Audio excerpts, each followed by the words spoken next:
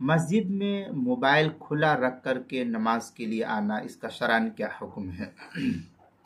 چنانچہ مسجد میں موبائل کھلا رکھ کر آنا یہ احترام مسجد کے بالکل خلاف ہے، کیونکہ اگر گھنٹی بجی تو شور و غل ہوگا، جو ممنوع اور مکروہ فقہا نے اس کو نقل کیا ہے۔ چنانچہ ابو داؤد کے حاشیے میں ابو داؤد کے حاشیے میں ہے باب کراہیت انشاد الضالہ، اس کے تحت جو ہے عبارت ہے وَيَلْحَقُ بِهِ مَا فِي مَعْنَاهُ مِنَ الْبَيْعِ وَالشِّرَاءِ وَالْإِجَارَةِ وَنَحْوَهَا مِنَ الْعُقُودِ وَكَرَاهِيَةُ رَفْعِ الصَّوْتِ فِي الْمَسْجِدِ۔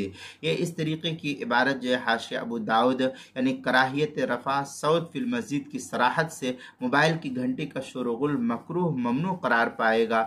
یہ اس طریقے سے جو ہے الفاظ ابو داؤد کے حاشیے میں نقل کیا ہے، جلد نمبر 1 صفحہ نمبر 68، کتاب الصلاۃ باب کراہیت الشاد الضالہ فی المسجد، حاشیہ نمبر 1 کے تحت جو اس کو نقل کیا ہے۔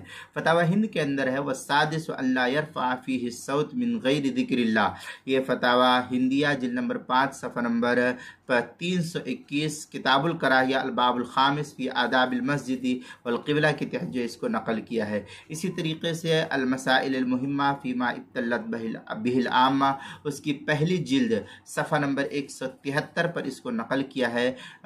مسائل الجوالہ والانٹرنیٹ کے تحت مسئلہ عنوان ہے مسجد میں موبائل کھلا رکھ کر آنا، مسئلہ نمبر 183 کے تحت جو ہے اس کو نقل کیا گیا ہے۔